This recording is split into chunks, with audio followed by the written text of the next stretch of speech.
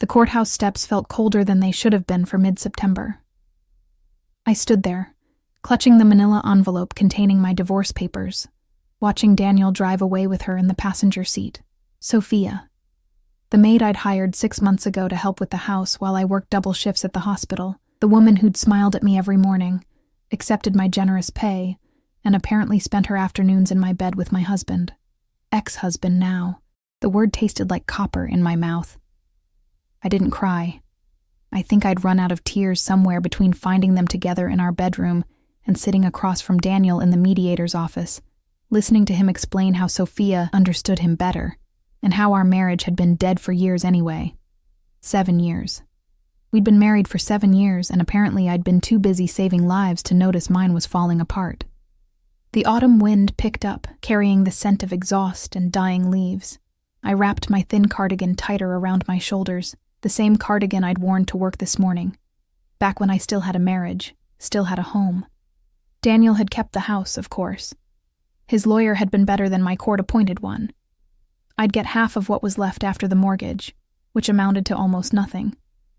The savings account we'd built together had mysteriously dwindled to nearly zero over the past 6 months, probably spent on Sophia's new wardrobe. I'd seen the designer bags in what used to be my closet. My phone buzzed. A text from my supervisor. Sorry about your shift tomorrow. Budget cuts. We'll call you when we need you. Perfect.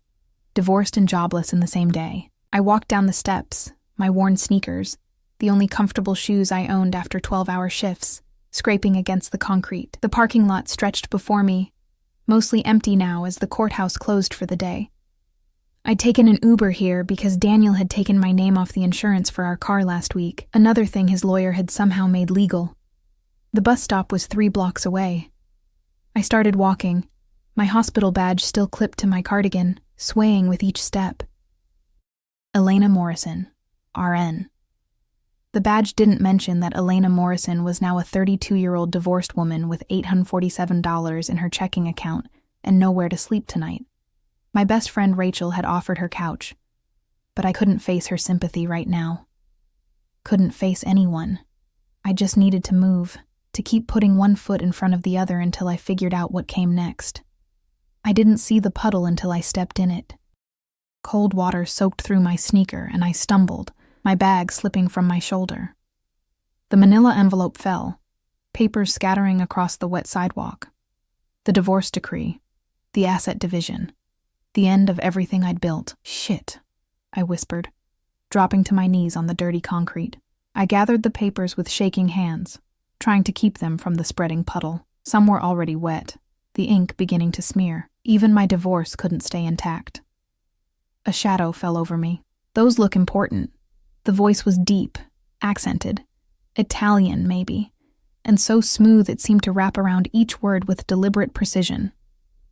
I looked up, squinting against the late afternoon sun behind him. He was tall. That was my first impression. Tall and dressed in a charcoal suit that probably cost more than my annual salary had been. The fabric caught the light like liquid mercury, perfectly tailored to broad shoulders that tapered to a narrow waist. His shoes were Italian leather, polished to a mirror shine, and somehow spotless despite the dirty sidewalk. But it was his face that made my breath catch. Sharp jawline, dark stubble that looked intentional rather than lazy, and eyes so dark they were nearly black. He couldn't have been much older than 40, but there was something ancient in his gaze, something that suggested he'd seen things that aged a person beyond years. A thin scar cut through his left eyebrow, silvery against olive skin, and he was looking at me like I was the only person in the world. Yes, I stammered, scrambling to gather the last of the papers. I'm sorry. I didn't mean to. You're apologizing to me? Something flickered in those dark eyes. Amusement, maybe. For what? For existing in a place I happened to be walking? Heat crept up my neck. I must have looked pathetic, kneeling in a puddle with my soggy divorce papers, my hospital badge declaring my now questionable employment status. He bent down, a smooth, controlled movement, and picked up the last paper. I watched his eyes scan it briefly. The divorce decree, with Daniel's signature bold and confident next to my shaky one. "Congratulations," he said, handing it back to me. His fingers brushed mine for just a second, and I felt the warmth of his skin, the calluses on his palm that seemed wrong for someone in such an expensive suit. Or condolences. I'm never sure which is appropriate. "Condolences," I said quietly, standing up. My knees were wet now too, dirt staining my scrubs underneath my cardigan. "Definitely condolences." He studied me for a moment, his expression unreadable. Behind him, I noticed a black Mercedes idling at the curb, the kind with tinted windows so dark I couldn't see inside. A man in a matching black suit stood beside the rear door, his posture too rigid to be casual. He was watching us, one hand resting near his hip, in a way that made me think of shoulder holsters and concealed weapons. "You're hurt," the man in front of me said, and it wasn't a question. I followed his gaze to my hand. Blood welled from my palm where I'd scraped it on the concrete. I hadn't even felt it. "It's nothing," I said automatically. Occupational habit. I'd stitched up wounds 10 times worse without flinching. "Nothing," he repeated, like he was testing the word. Then he reached into his jacket, another smooth, practiced movement, and pulled out a pristine white handkerchief, monogrammed. The letters VM embroidered in black silk thread. "I can't," I started. "You can." He took my wrist, his grip gentle but absolutely firm, and wrapped the handkerchief around my palm. His fingers worked with surprising care, creating a neat bandage. "There. Now it's not nothing. It's handled." I stared at the white fabric, already blooming red in the center. "I'll wash it and return it. Keep it." He released my wrist but didn't step back. We were standing too close, closer than strangers should stand. I could smell his cologne now, cedar and something darker, like smoke and aged leather. Consider it a divorce present. "I don't even know your name," I said, clutching my papers against my chest like a shield. "No," he agreed, that trace of amusement returning to his eyes. "You don't." The man by the Mercedes cleared his throat quietly. The stranger in the expensive suit glanced back, some wordless communication passing between them, then returned his attention to me. "You're going to the bus stop." Another statement, not a question. 3 blocks that way, in wet shoes, with an injured hand, and papers you can barely hold. "I'll manage," I said, even though we both knew it was a lie. "I'm sure you will." He studied me for another heartbeat, his dark eyes moving across my face like he was memorizing it. "You look like someone who always manages. But you don't have to. Not today." He stepped aside, gesturing toward the Mercedes. The rear door was already open, held by the rigid man in black. Every instinct I had screamed danger, strange man, expensive car, driver with a gun. This was how horror stories started, how women ended up on true crime podcasts. But I was so tired.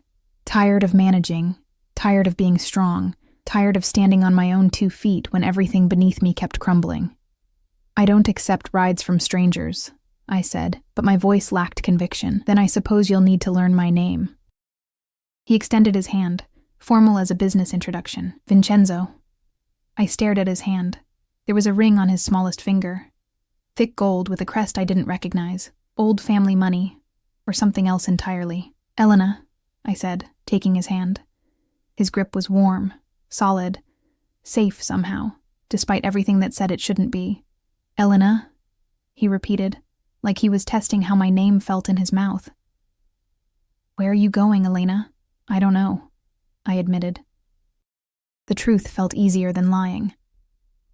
I don't know." Something shifted in his expression.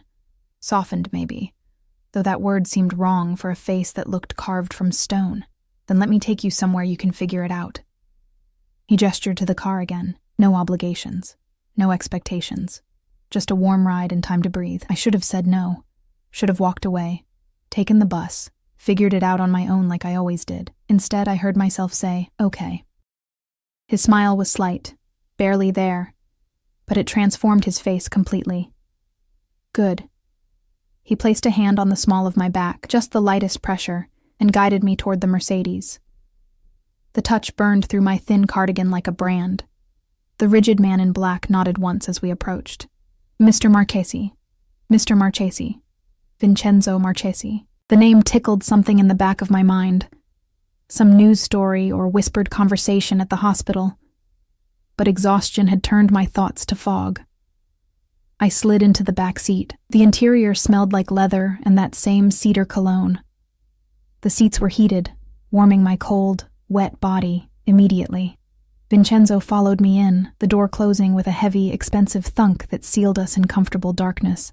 The driver got in without a word, and we pulled away from the curb. I looked back once, watching the courthouse disappear behind tinted windows. Somewhere in there, I'd signed away 7 years of my life. And now I was in a stranger's car, wearing his monogrammed handkerchief around my bleeding palm, driving toward an unknown destination. The papers crinkled in my lap. Vincenzo glanced at them, then at me.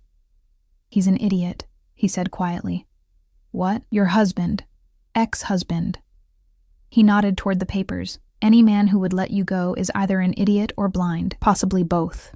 I didn't know what to say to that. Daniel had said I was too focused on work, too tired, too boring, that Sophia was spontaneous and exciting and made him feel young again, that I'd let myself go. "He married the maid," I heard myself say. "Tomorrow. He's marrying her tomorrow." Vincenzo's jaw tightened almost imperceptibly. "Fast. They've been together for 6 months. I just didn't know until I came home early one day and..." I trailed off. He didn't need those details. Nobody did. "Where's this wedding taking place?" His voice had gone very quiet. "I don't know. I don't care." That was a lie, too. I cared desperately, painfully. "Some restaurant he loves. Casa... something. I can't remember. Casa Rossi," Vincenzo said, and there was something dark in his tone. "On 5th Avenue. "Yes, that's it." I looked at him sharply. "How did you know?" "I know many things, Elena." He met my gaze, and I saw something flicker in those dark eyes. Something that might have been fury or promise or both. "And Casa Rossi. Let's say I have an interest in that establishment." The way he said interest made my skin prickle. We drove in silence for a few moments. I watched the city pass by through tinted windows, people walking home from work, couples holding hands, a whole world continuing while mine had ended. "We're here," the driver announced, and I realized I had no idea how much time had passed. The Mercedes stopped in front of a hotel. Not just any hotel. The Palazzo, 5-star luxury. The kind of place where a single night's stay cost more than my monthly rent used to. "I can't afford..." I started. "You're not paying." Vincenzo was already out of the car, extending his hand to help me out. "This is what I meant by somewhere you can figure things out. Stay here tonight. Tomorrow, you decide what comes next. No obligations." I took his hand and stepped out onto the pristine sidewalk. A doorman in a burgundy uniform opened the brass doors, greeting Vincenzo by name, Mr. Marchesi. Everyone seemed to know Mr. Marchesi. "Why are you doing this?" I asked, as he led me through a lobby that looked like something from a movie. Marble floors, crystal chandeliers, art that probably cost millions. He stopped at the elevator, pressing the button for the penthouse level. "Because today you needed someone to do something kind, and I happened to be there. You don't know me." "No," he agreed, "but I'd like to." The elevator doors opened. He guided me inside with that same gentle pressure on my lower back. The doors closed, trapping us in a small space that smelled like him. Cedar and smoke and something dangerous underneath. I watched our reflection in the polished brass doors, me in my stained cardigan and wet shoes, clutching soggy divorce papers. Him in his perfect suit, standing closer than necessary. His dark eyes fixed on me like I was the most fascinating thing he'd ever seen. "This is crazy," I whispered. "Yes," he said, "it is." The elevator rose, carrying us toward whatever came next, toward the penthouse, toward tomorrow, toward answers I wasn't sure I wanted, toward a man whose name I'd only just learned but whose presence already felt like being pulled into orbit around something massive and inescapable. The doors opened, revealing a hallway with only 2 entrances. Vincenzo produced a keycard from his pocket and opened the one on the right. My mouth went dry. This wasn't a hotel room. This was his room. His penthouse. "Come," he said, and stepped inside. I stood at the threshold, every self-preservation instinct screaming at me to run. But where would I go? Back to the street? To Rachel's couch? To some cheap motel with my $847 and nowhere else to turn? I stepped inside, and the door closed behind me with a soft, final click. The penthouse was obscene in its luxury. Floor-to-ceiling windows overlooked the city, the skyline glittering like scattered diamonds against the darkening sky. The furniture was all clean lines and expensive leather, artwork that looked museum quality hanging on walls painted in deep charcoal. Everything spoke of money, not new money trying to prove itself, but old money that didn't need to announce its presence. I stood frozen just inside the door, still clutching my divorce papers, acutely aware of the dirty water dripping from my shoes onto floors that probably cost more per square foot than my entire nursing school tuition. "Don't," Vincenzo said, watching me.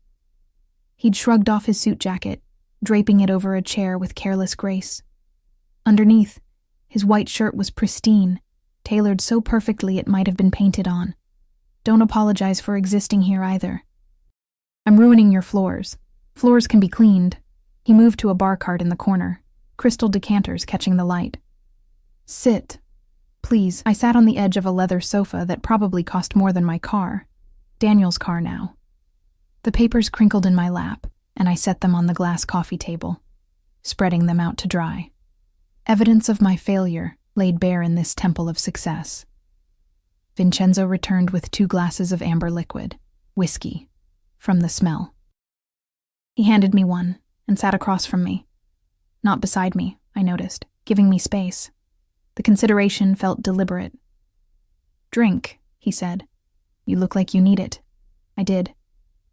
The whiskey burned going down, warmth spreading through my chest. Good whiskey, the kind that didn't taste like punishment. I took another sip. "Better?" he asked. "Yes." I looked at him over the rim of my glass. In the soft lighting of the penthouse, his features seemed less sharp, though no less dangerous. "Why am I here, really? And don't say it's just kindness. People like you don't just pick up people like me off the street. People like me." His mouth curved slightly. "What kind of person do you think I am, Elena?" "Rich, powerful." I glanced at the rigid driver who'd positioned himself by the door like a sentinel. "Protected. The kind of person who has drivers who carry guns and hotel staff who say your name like a prayer. Observant." He swirled his whiskey, watching the liquid catch the light. "Anything else?" I thought of the way he'd asked about Casa Rossi, the darkness in his voice, the monogrammed handkerchief around my palm, the ring on his finger, the way everyone seemed to know and fear him in equal measure. "Dangerous," I said quietly. "Yes." He met my eyes directly, no shame or denial. "I am dangerous. Does that frighten you?" It should have. Every rational part of my brain screamed that I should be terrified. But sitting there in his penthouse, drinking his expensive whiskey with my divorce papers drying on his coffee table, I felt the strangest sense of calm. "No," I admitted. "Not of you. Not right now. Anyway." Something flickered across his face. Surprise, maybe, or respect. He leaned back in his chair, studying me with those dark, unreadable eyes. "You're not what I expected," he said finally. "What did you expect?"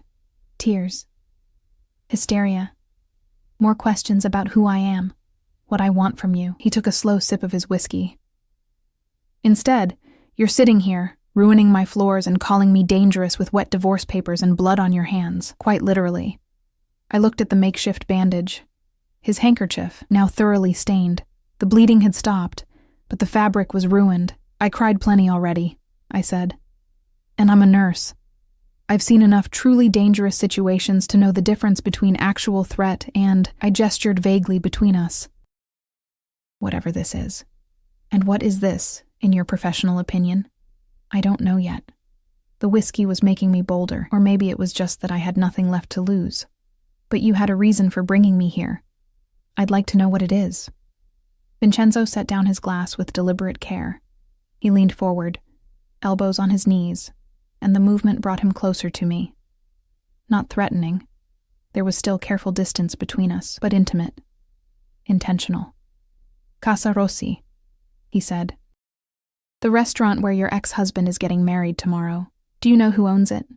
"No." I do. His voice had gone very quiet, very still, through several holding companies and intermediaries, but ultimately, it's mine. Along with 7 other restaurants, 3 hotels, 2 construction companies, and various other interests in this city. Understanding crept up my spine like ice water. The expensive suit, the deference, the driver with the gun, the way he'd known exactly which restaurant Daniel had chosen. You're not just rich, I said slowly. You're Vincenzo Marchesi. He said his full name like a confession.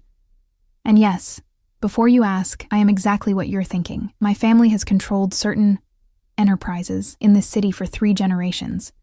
Legitimate businesses now mostly, but the roots go deep. Old habits, old connections, old debts that still need to be paid. Mafia.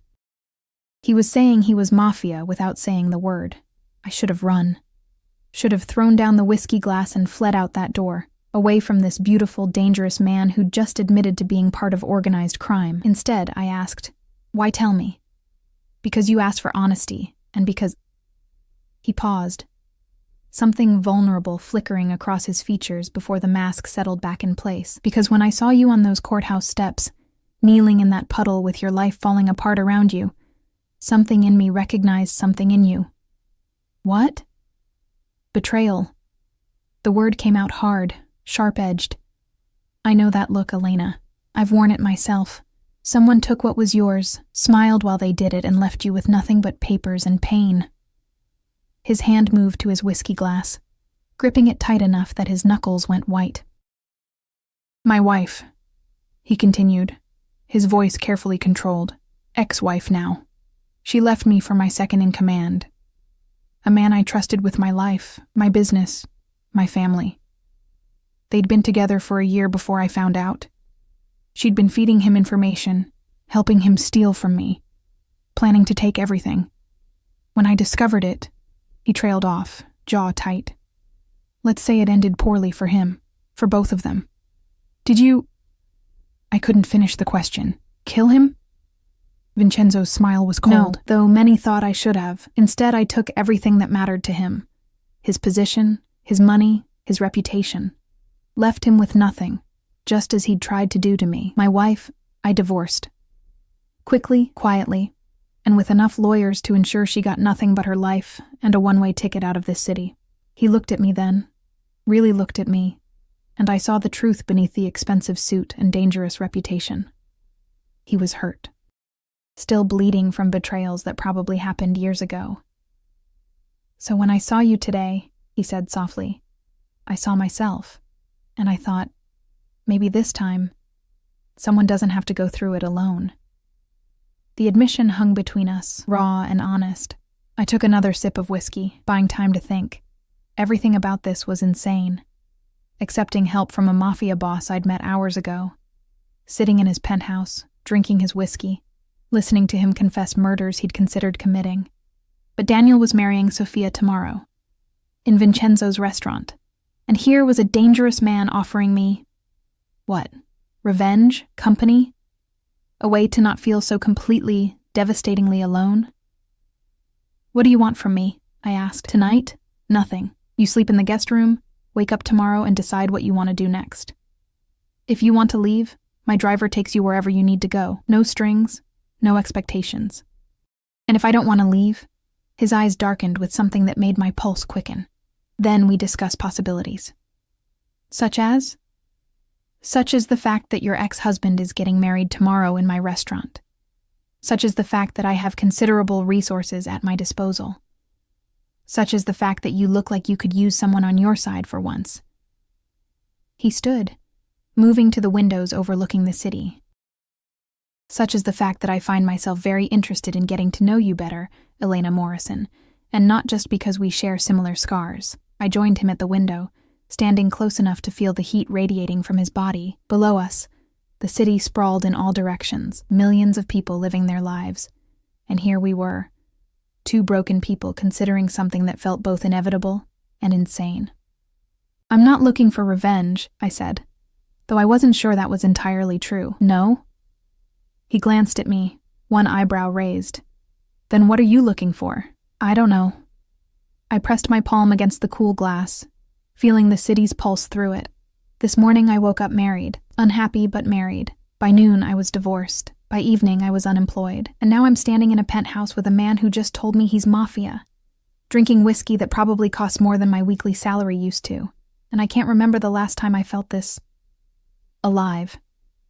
Alive, he repeated, moving closer. Close enough that I could feel his breath on my neck. That's good. Being alive is good, is it? I turned to face him, and suddenly we were inches apart, his dark eyes boring into mine. Because right now, alive feels dangerous. I told you. His voice dropped lower, intimate and rough. I am dangerous, but not to you, Elena, never to you. The promise in those words made something in my chest tighten. He reached out slowly, giving me time to pull away, and brushed a strand of damp hair from my face. His fingers lingered at my temple, warm and gentle despite the calluses I'd felt earlier. You're exhausted, he said, though his hand didn't move.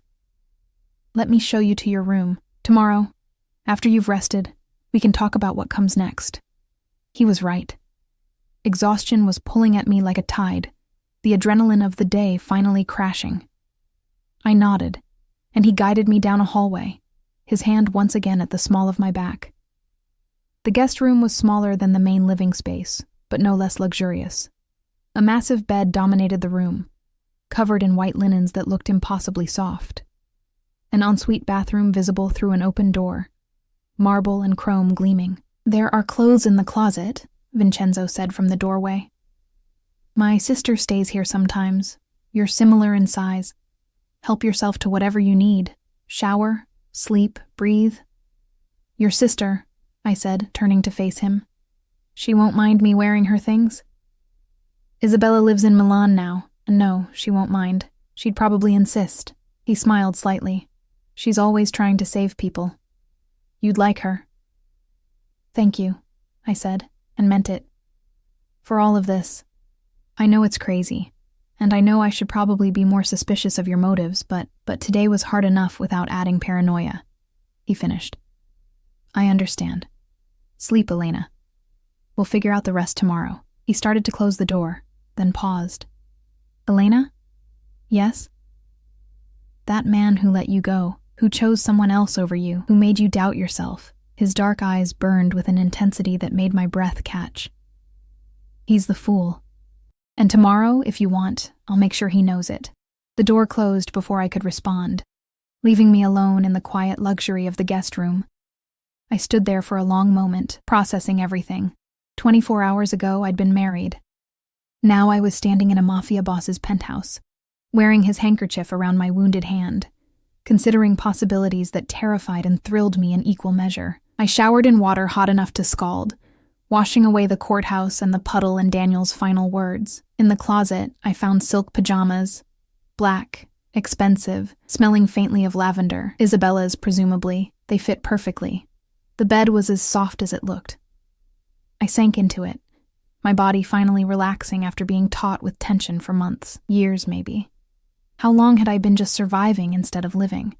Sleep pulled at me, but my mind kept returning to Vincenzo, to his dark eyes and careful hands, to the way he'd looked at me like I mattered, like I was worth saving, when Daniel had looked at me like I was invisible, to the promise in his voice, never to you. My phone buzzed on the nightstand. A text from Rachel asking where I was. I sent back a simple, safe. We'll explain tomorrow. Then I turned off the phone and let the darkness take me.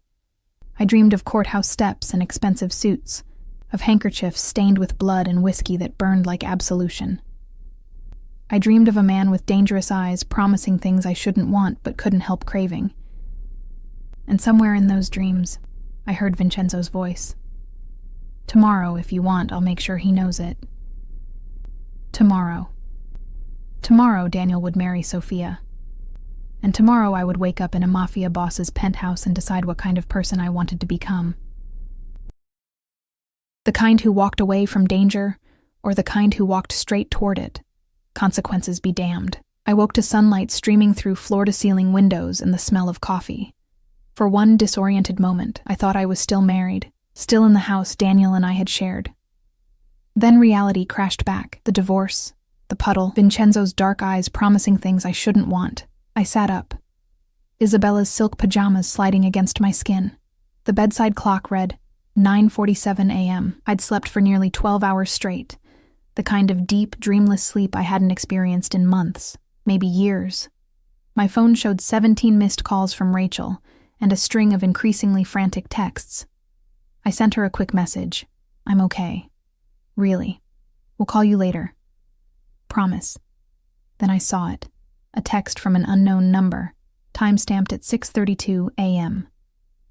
Coffee is ready when you are. We have things to discuss. V.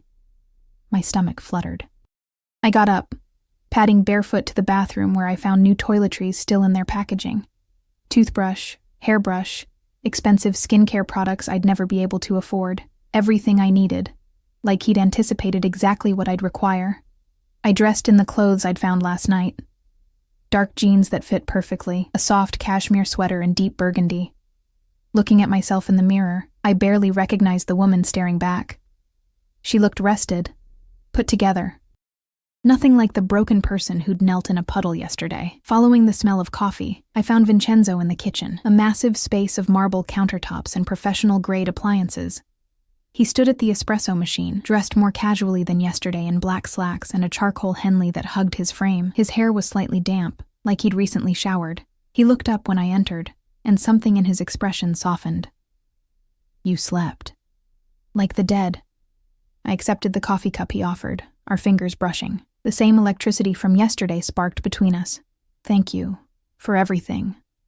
The room, the clothes, the... Stop thanking me. He leaned against the counter, his own cup cradled in his hands. I told you last night. No obligations. You owe me nothing. Then why do I feel like I owe you everything? His jaw tightened. Because you're not used to people doing things for you without expecting payment.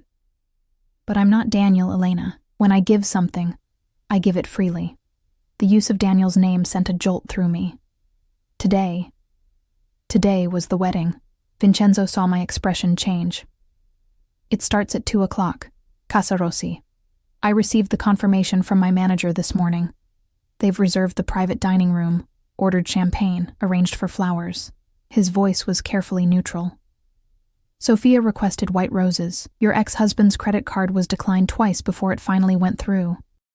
I set down my coffee cup before I could drop it. You're having them watched. I'm informed about everything that happens in my establishments. He moved closer, bringing the scent of cedar and something darker with him. But yes, after last night, I made some calls. I wanted to know exactly what you were walking away from. And your ex-husband is an idiot who's about to marry a woman who's been stealing from him. Sophia has expensive tastes and a gambling problem. She's accumulated $30,000 in debt over the past 6 months. Money she's been taking from your joint accounts, your savings, anywhere she could access. His eyes were hard. She's not marrying him for love, Elena. She's marrying him for access to whatever's left. The information should have shocked me. Instead, it just made a bitter kind of sense. How did you... I have resources. He waved a hand dismissively. People who owe me favors, connections in places most people don't think about. When I want to know something, I learn it. And I wanted to know everything about the man who hurt you. The possessiveness in his tone made my pulse quicken. Why? Because... He stopped, jaw working like he was choosing his words carefully. Because from the moment I saw you yesterday, something in me shifted. I can't explain it. I've spent years building walls, keeping people at a distance, trusting no one. But you... He set down his cup and moved into my space. Close enough that I had to tilt my head back to meet his eyes. You make me want to tear those walls down. You make me want to protect something again. To care about someone other than myself and my family. And that terrifies me almost as much as it compels me. My breath caught. Vincenzo. Let me finish. His hand came up, cupping my face with surprising gentleness.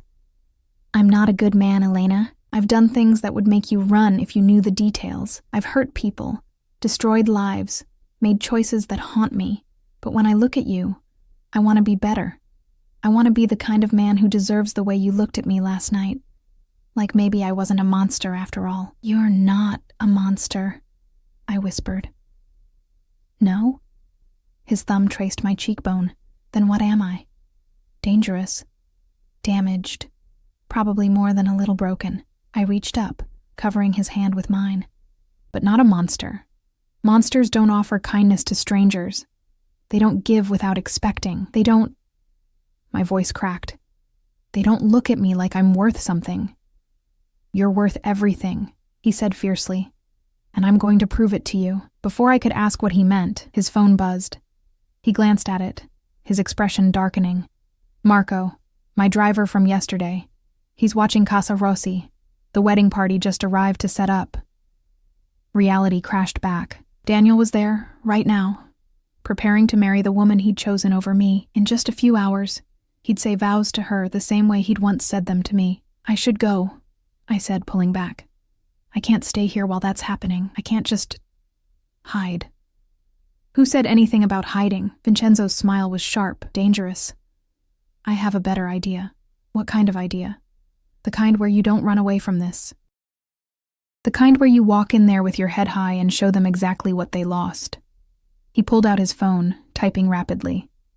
"I'm going to make a reservation. For 2. For 1:30 p.m.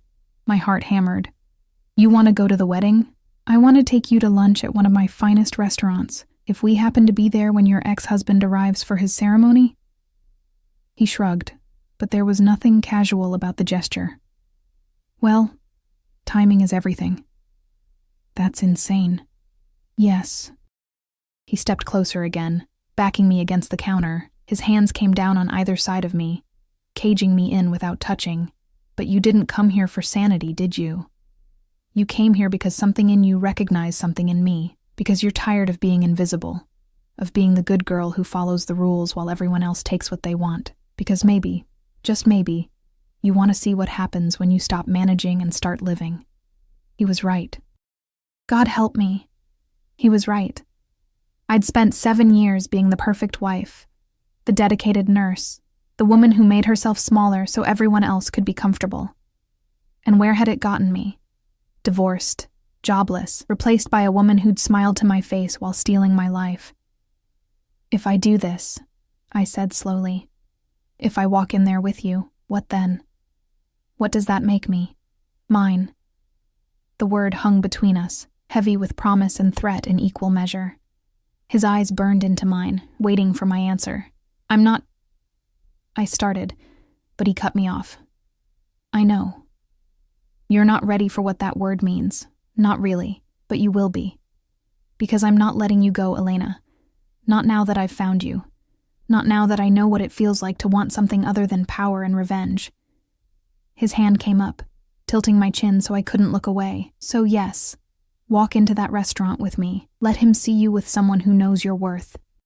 Let her see that she didn't break you. And then, after, we'll talk about what comes next. And if I say no, then Marco drives you wherever you want to go and you never hear from me again." His thumb brushed my lower lip. "But you won't say no, because you want this as much as I do. You want to stop being the victim of your own story." He was reading me too easily, seeing through every defense I'd built. It should have frightened me. Instead, it felt like relief. Like finally, someone saw all of me and didn't turn away. "Okay?" I breathed. "Let's do it." His smile was slow, satisfied, dangerous. "Good. Now, we need to get you ready. Isabella's clothes are nice, but for this, you need to look devastating." 2 hours later, I stood in front of the full-length mirror in Vincenzo's bedroom, barely recognizing myself. The dress had arrived within 30 minutes of his phone call, midnight blue silk that hugged my curves and fell to just above my knees. Elegant, expensive, the kind of dress I'd never have bought for myself. Matching heels added 3 inches to my height. A stylist had appeared to do my hair and makeup, transforming my hospital shift exhaustion into something that looked almost glamorous. I looked like someone who belonged in Vincenzo's world, someone powerful, someone who couldn't be broken. "Perfect," Vincenzo said from the doorway. He'd changed too, a 3-piece navy suit that probably cost more than my car used to, his dark hair styled back from his face. He looked dangerous and beautiful and completely in control. He crossed to me, pulling a small box from his pocket. One more thing. Inside was a necklace, simple, elegant, a single diamond pendant that caught the light like captured fire. He moved behind me, fastening it around my neck. His fingers lingered at my nape, warm and possessive. "Now," he murmured against my ear, "you're ready." Marco was waiting with the Mercedes. Vincenzo handed me into the back seat, sliding in beside me. His hand found mine, fingers interlacing, and the gesture felt more intimate than it should have. "Second thoughts?" he asked as we pulled away from the hotel. "About 1,000. I squeezed his hand. "But I'm not backing out." "Good." He brought my hand to his lips, pressing a kiss to my knuckles that sent heat racing up my arm. "Because I have plans for you, Elena Morrison. And they're all going to start with watching your ex-husband realize what a fool he's been." The drive to Casa Rossi took 20 minutes. 20 minutes of Vincenzo's thumb stroking circles on my palm, of stolen glances and building tension. 20 minutes to prepare myself for seeing Daniel again, but nothing could have prepared me for the reality. Casa Rossi was beautiful, old-world elegance mixed with modern luxury. A hostess in elegant black greeted us at the door, her eyes widening when she saw Vincenzo. "Mr. Marchesi, your table is ready." She didn't ask for a reservation confirmation. Clearly, when Vincenzo Marchesi wanted a table, he got one. She led us through the main dining room.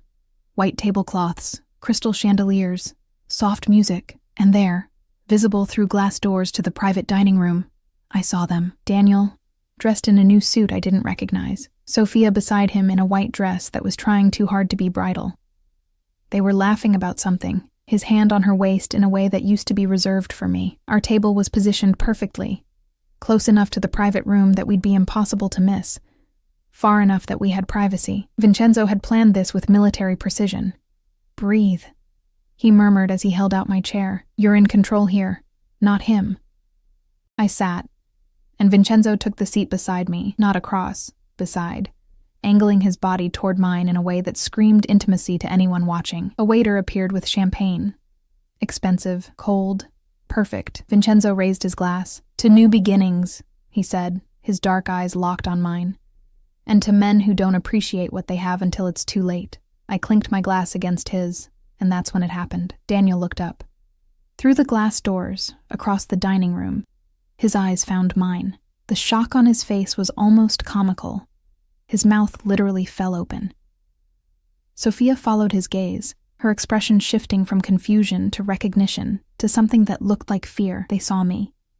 Saw the dress, the jewelry, the man beside me who looked like he could buy and sell them both without thinking twice. Vincenzo's hand found my thigh under the table, a warm, possessive weight. "Showtime," he whispered, and raised his champagne glass in Daniel's direction. A mock toast to the groom. The look on Daniel's face was everything I didn't know I needed. Daniel was walking toward us. I watched him cross the restaurant floor, his face cycling through shock, confusion, and something that looked dangerously close to anger. Sophia trailed behind him, her white dress rustling, her expression tight with worry.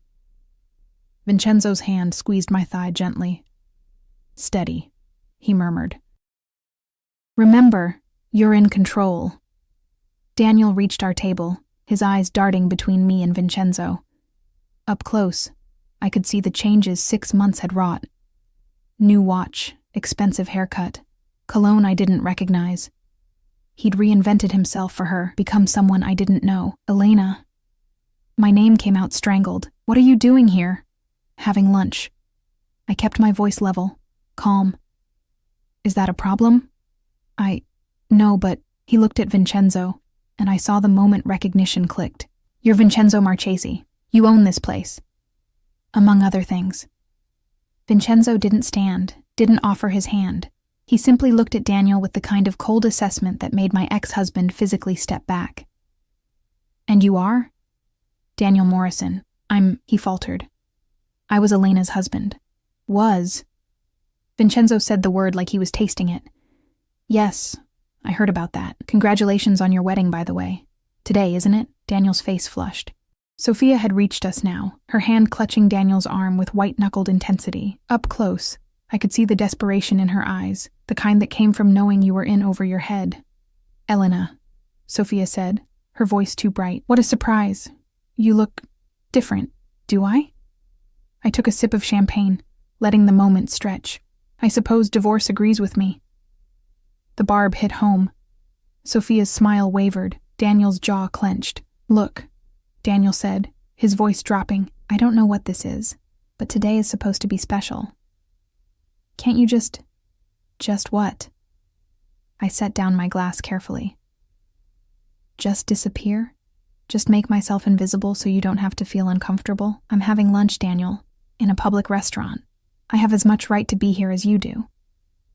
"Actually," Vincenzo interjected smoothly, "she has considerably more right. As my guest, Elena has access to any of my establishments, anytime she wishes. Whereas you—" He pulled out his phone, scrolling through it with deliberate slowness. "You have a reservation for the private dining room until 4 p.m. After that, I'm afraid you'll need to leave." The implication was clear. Vincenzo controlled this space. He could end Daniel's wedding with a single word. Daniel's face went from red to pale. "You can't be serious. I'm always serious about my properties." Vincenzo's smile was razor-sharp. "But don't worry. As long as you keep your celebration contained to the private room and don't disturb the other guests, you're welcome to proceed. Though, I must say," his eyes moved to Sophia with cold assessment, "interesting choice of venue for a second wedding. One might think you'd want to avoid restaurants owned by people with connections." The word connections hung in the air like a threat. Sophia's grip on Daniel's arm tightened, her face going white. "We should go," she whispered. "Daniel, let's just go back to—" "No." Daniel's voice was sharp. He looked at me, and I saw something ugly in his expression. Possessiveness. Anger that I'd moved on before he'd expected. "What is this, Elena? You didn't waste any time, did you? One day after the divorce, and you're already—" "What? With him?" The accusation in his voice ignited something hot and dangerous in my chest. "Careful." Vincenzo's voice went very quiet, very cold. "How you speak to her." "Or what?" Daniel's bravado was crumbling, but he pushed forward anyway. "You'll have me thrown out of your restaurant? I'm a paying customer. You can't— I can do whatever I want. This is my establishment. My city." Vincenzo stood slowly, unfolding to his full height. He was taller than Daniel, broader, and every inch of him radiated controlled violence. And more importantly, she is under my protection. So yes, I suggest you choose your next words very, very carefully. The temperature of the entire restaurant seemed to drop. I saw other diners glancing our way, saw the hostess whispering urgently into her phone. Marco had materialized near the entrance, his hand resting near his hip in that familiar way. This was spiraling out of control. "Stop." I stood, placing my hand on Vincenzo's arm. His muscles were coiled tight under my touch, ready to strike. "It's fine. Daniel, go back to your wedding. I'm not here to ruin anything. I'm just living my life, just like you're living yours." Daniel stared at me like he'd never seen me before. "You've changed." "Yes," I said simply. "I have. Turns out being divorced, unemployed, and replaced by the woman who smiled at me every morning while sleeping with my husband does that to a person." Sophia flinched. "Good. For what it's worth," I continued, looking at her directly. "I hope you're happy. I hope you love him enough to make this worth it. Because if you're just doing this for money or security or whatever reason you had for destroying my marriage, you're going to be very disappointed. Daniel gives up on things. It's what he does." "That's not fair," Daniel protested weakly. "Isn't it? You gave up on us the moment things got hard. The moment I started working extra shifts to save for the house you wanted, to build the life you said you needed. I made myself invisible trying to be what you wanted, and you still chose someone else." I felt Vincenzo's hand settle on my lower back, grounding me. "So no, I don't think it's unfair. I think it's honest. Maybe for the first time in years." Silence stretched between us. Daniel's face had gone through another series of expressions, finally landing on something that might have been shame. Sophia just looked scared. "We should go," she said again, tugging on Daniel's arm. "Please, let's just go." This time he listened. They turned and walked back toward the private dining room, Sophia's white dress trailing behind her like a surrender flag. I sank back into my chair, my hands shaking with adrenaline. Vincenzo sat beside me, his hand finding mine under the table. "Are you all right?" he asked quietly. "I don't know." I laughed, and it came out slightly hysterical. I just confronted my ex-husband on his wedding day while sitting with a mafia boss who threatened him in the middle of a restaurant. I don't think "all right" covers it. "You were magnificent." His thumb stroked the inside of my wrist, finding my racing pulse. "Watching you stand up to him, watching you refuse to be diminished. Elena, you have no idea how incredible you are." I felt like I was going to throw up. That's called being brave. He lifted my hand to his lips, kissing my knuckles like he had in the car. Bravery isn't the absence of fear. It's doing what needs to be done despite it. The waiter appeared, tactfully pretending nothing unusual had happened. We ordered, or rather, Vincenzo ordered for both of us, rattling off dishes in Italian that made the waiter's eyes light up. "You speak Italian," I said when the waiter left. "My mother insisted. She was born in Sicily, came here when she was 20. She wanted her children to remember where we came from." Something softened in his expression. "She would have liked you. She always said the strongest steel was forged in the hottest fire. She passed 5 years ago. Cancer." He took a sip of his champagne. "My father followed 6 months later. Heart attack officially. But I think he just didn't want to live without her. 50 years of marriage, and he couldn't imagine a world where she wasn't in it. I'm sorry. Don't be. They had something rare. Something worth dying for." His dark eyes found mine. I used to think I'd never find that. After my wife's betrayal, I was certain I didn't want to, but then you found a woman crying in a puddle with soggy divorce papers. Then I found you. He said it with such certainty that my breath caught. And suddenly, I'm reconsidering everything I thought I knew about what I wanted. The food arrived. Beautiful, aromatic, the kind of meal I'd only ever dreamed about. We ate slowly, stealing glances at the private dining room where Daniel's wedding was presumably proceeding. Every so often I'd catch him looking out at us, his expression unreadable. "He's watching," Vincenzo murmured, cutting into his steak. "He can't stop watching. Do you know why?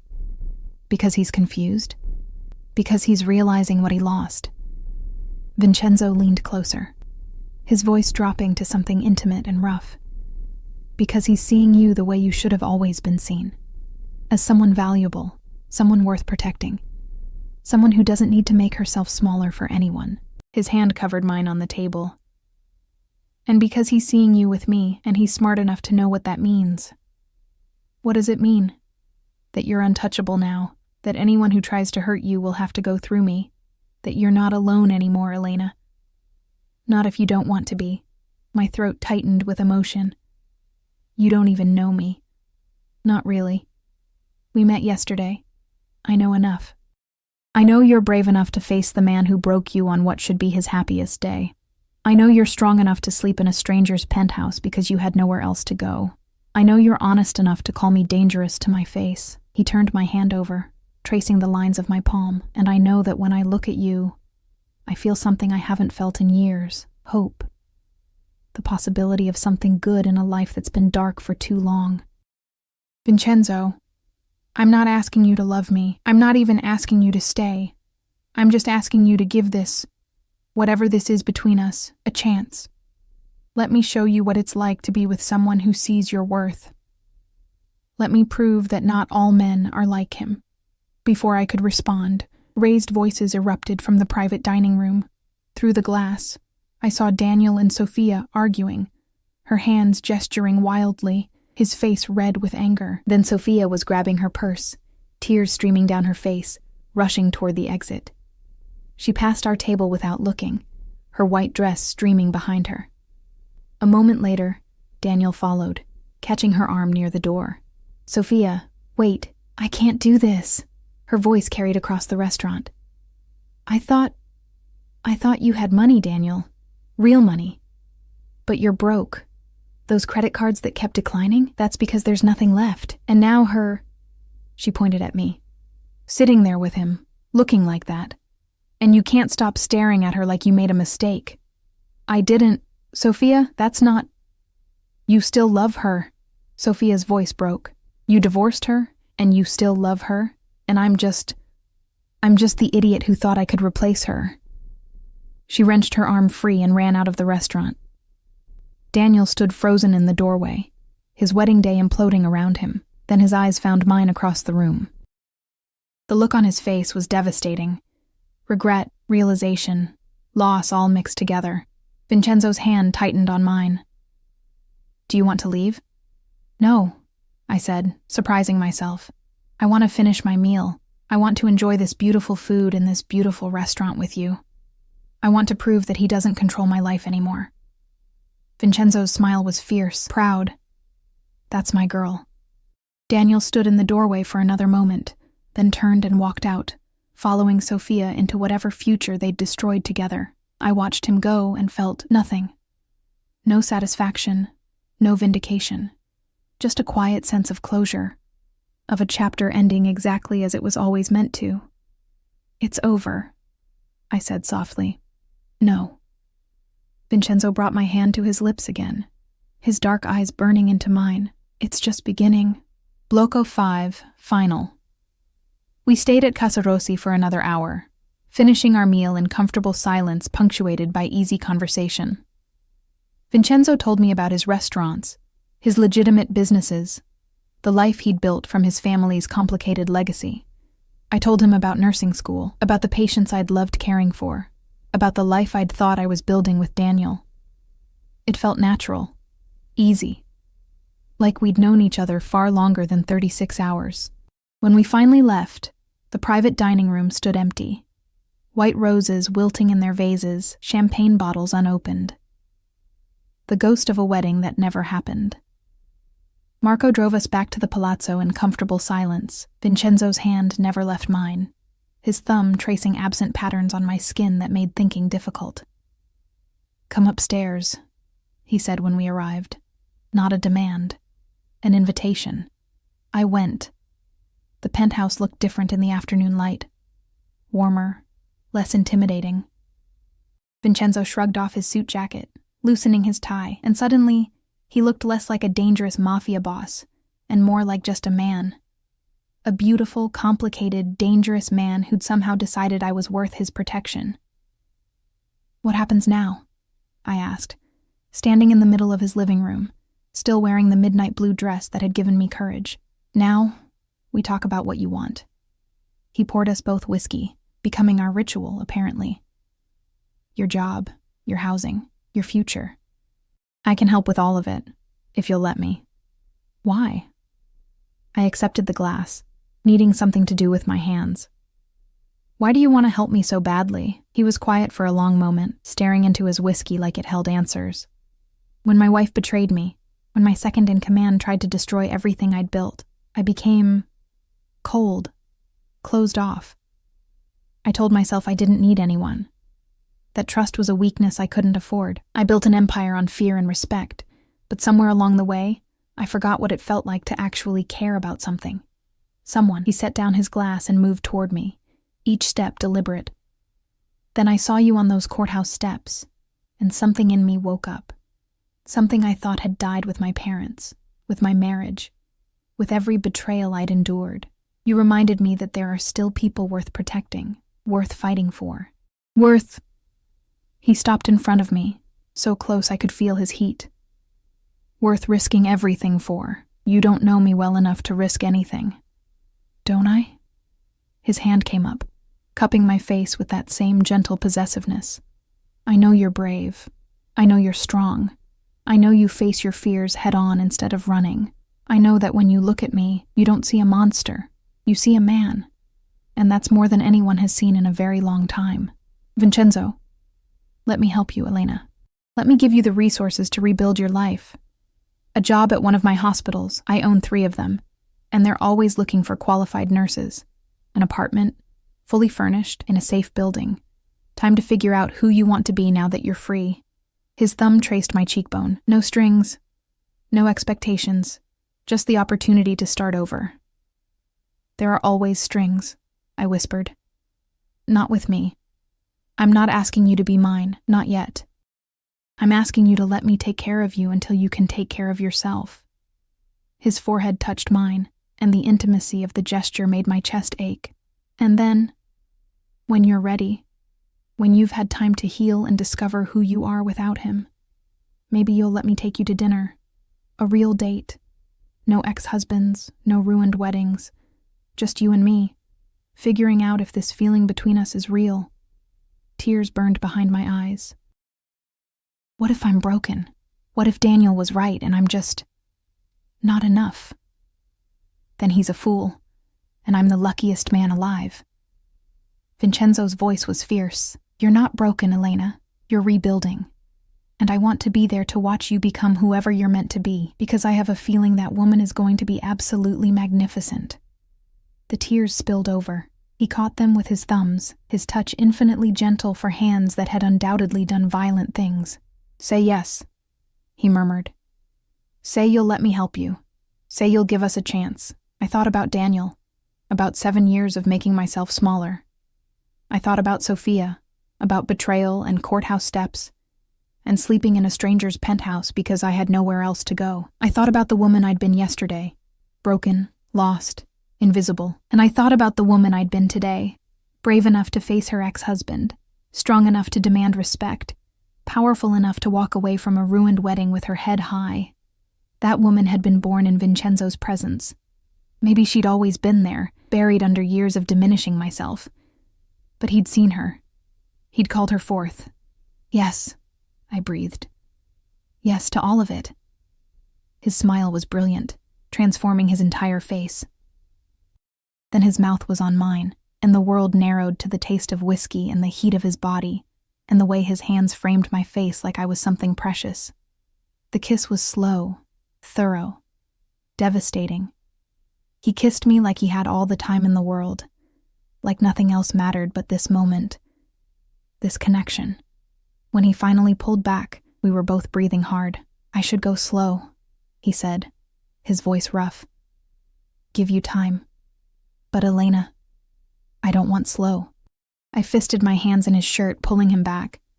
I've been going slow for 7 years. I've been careful and proper and good. I didn't know how to finish the sentence. Tell me. His hand slid to my waist, pulling me flush against him. Tell me what you want. I want to feel alive. I want to stop being invisible. The word stuck in my throat. Me, he finished, his eyes dark with want. You want me. Yes. The admission felt like freedom. God help me, yes. He kissed me again. Harder this time. More demanding.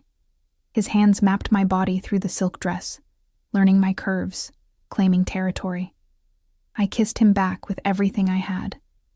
All the loneliness, all the hurt, all the desperate need to be seen and wanted and valued. We stumbled toward his bedroom, a tangle of hands and mouths and whispered words in Italian I didn't understand but felt in my bones. He laid me on his bed, massive, dark sheets, the smell of him everywhere, and looked at me like I was the answer to every question he'd ever asked. Last chance, he said, his voice strained with control. Tell me to stop, and I will. Tell me this is too fast, and I'll wait. But Elena, if you say yes now, if you let me have you, I'm not letting go. Ever. Do you understand? I'll be yours, and you'll be mine. And I'll spend every day proving that you made the right choice. The possessiveness should have scared me. Instead, it made something deep inside me settle, like coming home. I understand, I whispered. And I'm saying yes.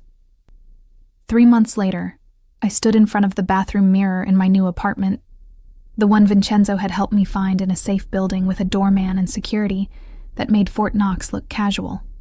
My apartment, my space, the first place that was truly mine in years. The pregnancy test on the counter showed 2 pink lines. I'd suspected for a few weeks. The exhaustion, the morning nausea, the way my scrubs had started fitting differently. But seeing the confirmation made it real. I was pregnant. With Vincenzo Marchese's baby. We'd been together for 3 months, 3 incredible, terrifying, passionate months. He'd kept his promises, got me a job at St. Catherine's Hospital, one of his facilities, where the head nurse had welcomed me with open arms. Helped me furnish my apartment, never pushing to move in, giving me space while making it clear he was always available, taken me to dinners, introduced me to his family. His sister Isabella had flown in from Milan and declared us soulmates within 20 minutes of meeting. We'd navigated the complexity of his world together. I'd learned about his businesses, both legitimate and the shadows that lingered from his family's past. I'd met his associates, learned to read the subtle signals of power and respect, and slowly, carefully, I'd let him into my heart. I loved him. Terrifyingly, completely. I loved him. And now I was carrying his child. The sound of a key in the lock made me jump. Vincenzo had started keeping clothes here, had his own key. We were together most nights, though he'd been careful not to rush me, always asking if I was sure, always giving me the choice to say no. Elena? His voice carried from the living room. I brought dinner from Casa Rossi. That pasta you love. He appeared in the doorway, still in his work clothes. Today's version was all black, making him look like a beautiful shadow. His eyes found mine in the mirror, then dropped to the test on the counter. Time stopped. His face went through a series of expressions too fast to track. Shock, realization, fear, and then something that looked like wonder. Elena. He said my name like a prayer. Are you... I'm pregnant. The words came out steadier than I expected. About 6 weeks, I think. From that first night, probably. When we stopped being careful because we were too desperate for each other to think straight. He moved toward me slowly, like I might startle. His hands came to rest on my waist, sliding around to splay across my still flat stomach. A baby, he whispered. Our baby. I know it's fast. I know we haven't talked about this. I know. I want it. His voice was fierce, certain. I want this baby. I want you. I want everything, Elena. I have since the moment I saw you. Vincenzo, marry me. I blinked. What? Marry me. He turned me to face him, his dark eyes burning with intensity. Not because you're pregnant, not because you need protection or security, but because I love you, because these 3 months with you have been the best of my life, because when I imagine my future, all I see is you. You love me? Desperately. Completely. Probably from that first moment you called me dangerous and didn't run away. His hands framed my face. I know it's fast. I know we're still learning each other. But Elena, I've never been more certain of anything. You're it for me. You and this baby. This family we're building from the ashes of our broken pasts. Tears streamed down my face. Happy tears this time. I love you too. I've been terrified to say it. Terrified I was moving too fast or wanting too much, or he kissed me quiet. Say yes. Please. Let me spend the rest of my life proving that you made the right choice. Let me give this baby my name, our family's legacy.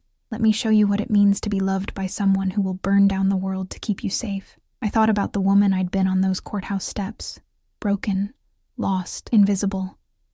I thought about Daniel, about Sophia, about a life I'd thought I wanted that had crumbled to dust. And I thought about the woman I'd become in Vincenzo's arms. Brave, strong, visible, loved not despite my scars but because of them, chosen not as a consolation, but as a prize. Yes, I said through my tears. Yes, I'll marry you. Yes to everything. His kiss was reverent, tender, full of promises kept and futures built. When he pulled back, he was smiling, that rare, beautiful smile that transformed his dangerous face into something almost innocent. I'm going to be a father, he said, wonder in his voice. And I'm going to be a mother. I laughed, slightly hysterical. A year ago, I was a divorced nurse with $847 in my checking account and nowhere to sleep. Now I'm marrying a mafia boss and having his baby. My life is insane. Our life, he corrected, pulling me close. And yes, it's insane. But it's ours. And it's real. And it's everything I never knew I needed. 6 months later, the wedding was small, intimate, just Vincenzo's family and the few people I'd let back into my life. Rachel had cried through the entire ceremony, kept saying she knew from the moment I'd texted her that I was safe, that something life-changing had happened. We married in a small chapel that Vincenzo's family had attended for generations. Me in a simple ivory dress that accommodated my growing belly. Him in another perfect suit, his eyes never leaving mine as we exchanged vows. Isabella stood as my maid of honor, already planning to move back from Milan to be near her niece or nephew. Marco, who'd become an unexpected friend, stood as best man, looking almost emotional behind his perpetually rigid expression. There was no drama, no objections, no ex-husbands crashing the ceremony, just two broken people promising to build something beautiful together. The reception was at Casa Rossi. Fitting, somehow, that we celebrated in the place where everything had shifted. The private dining room where Daniel's wedding had imploded now held our celebration. White roses replaced with dark red ones that matched my bouquet. Vincenzo kept his hand on my stomach all night, feeling our daughter kick. We'd learned just last week that we were having a girl. He'd cried when the ultrasound technician told us, tears streaming down his face as he watched our baby move on the screen. "What should we name her?" I asked as we danced, his arms wrapped protectively around me. "Something strong," he murmured against my hair, "something that tells the world she's ours. That she comes from two people who refuse to stay broken." "Isabella," I suggested. "After your sister.